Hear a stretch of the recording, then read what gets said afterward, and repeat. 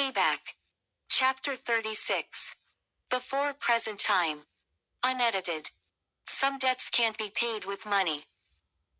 I have been lying down in bed with my head propped atop two pillows.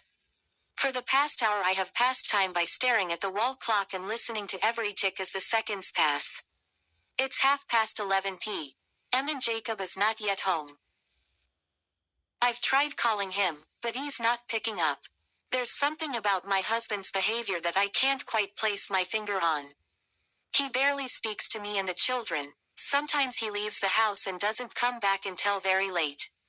And when he is home he is usually on his phone texting and smiling like a fool. I have tried to talk to him about his behavior but he brushes me off and says I am too insecure.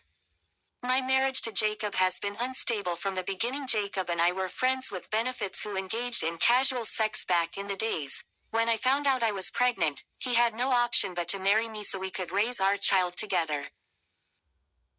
Over the years he has tried to be a good husband and father, but in the past 1 year, he has been distant. He isn't so much involved in our marriage. I feel like I am slowly losing him. There have been so many red flags but I have been ignoring them for the sake of my children. Where would I go if he left us? I am just a housewife and I have depended on him over the years. The creaking of the bedroom door startles me from my thoughts and I stare up at Jacob. He is wearing different clothes from the ones he wore in the morning. "Hey," he says casually. "Still awake? What do you expect? Are we fighting? What time is it, Jacob?" He shrugs. I don't know why. Is this the time a married man should come home?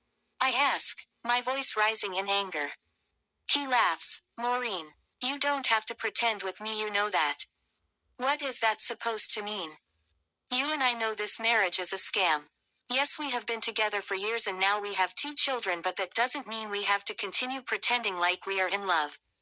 I provide for you and the children. Allow me to live my own life now. Get a life for yourself too, because I won't always be here." What is that supposed to mean, Jacob? You heard me. Who is she? Who is who? He asks. That whore you are sleeping with, who is she? I know there's someone else. Yes, there is someone else. There's always been someone. How else do you think I would have survived this marriage with you if I had no one else on the side to keep me sane? You know you are shameless. Tell me something I don't know about. I will find out, and when I do all hell will break loose, I swear. Oh, I am scared, he laughed. Then he got undressed and wrapped a towel around his waist. I am going to take a shower. I don't want to talk about this again, and with that he walks away. I will find her. I swear I will, I say under my breath, and when I do, all hell will break loose. Lord knows I will not allow another woman to destroy what I have built for years. Grabbing his phone, I try to unlock but to no avail. He has passwords set up. It's always been like this with Jacob. He has never trusted me with his phone. Frustrated, I put the phone back and slid into bed. I will catch him when he least expects it. Asterisk.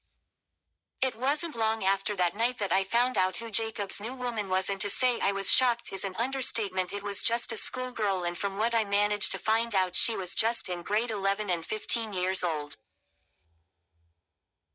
I wanted to confront this girl. I wanted to go to her school and expose her. I wanted to find her parents. I needed them to know the kind of whore they were raising, but then I thought against it because it would put my husband in a compromising state if he was already sleeping with her. It would land him in trouble and they would put him away for defilement even if she consented. I didn't want that for Jacob. Yes, he was a jerk, but I couldn't afford to see him get arrested. I would deal with the little whore in a different way. I know what you have been doing, I told Jacob one night. And what am I doing? The girl you are seeing is only 15. What nonsense are you talking about? Autumn Miller. I know all about her. Have you been following me? She is only 15, and if word of your relationship goes out you will be arrested. For defilement. He kept quiet. You should end that relationship. Because you said so. Because I will report you. You can't do that. I laugh. You don't me that well then. What's your motive? I don't even love you. I don't care. You married me and you owe me some respect. You can't be sleeping around with schoolgirls young enough to be your children. Our son is slightly older than her. You should be ashamed of yourself. I will leave her if that's what you want, I will, but that won't stop me from finding someone else. Someone even older. Let's see how you will threaten me. I was about to respond when I spotted my children at the door. I didn't even realize the bedroom door was open.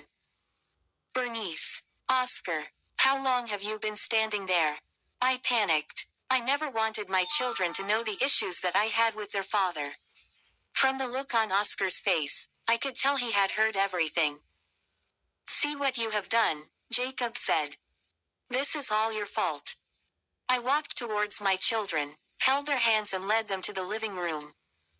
What did you hear? I inquired. Everything, Oscar said. Dad is sleeping with a 15-year-old. A girl his daughter's age. And he doesn't love you. Does he want a divorce? It's complicated, my child. You know this girl. I do. I want to know her. What do you want to do, Jacob? I don't know, but I want to know her. I want to know her too, Bernice said. Because why would a girl that young be having an affair with a man old enough to be her father? It's obviously about the money, I said. What's her name? Autumn Miller. Such an ugly name. I hate her. I hate Autumn and I will make her pay for making you miserable, Oscar said. I do want her to pay, but we need to think about this. Promise me you will not go after her before we make a concrete plan. I won't, Mama, I promise. She will pay. It doesn't matter how long it takes. That bitch will pay, Bernice said. Language, I said, and we all laughed. Asterisk. Ella B.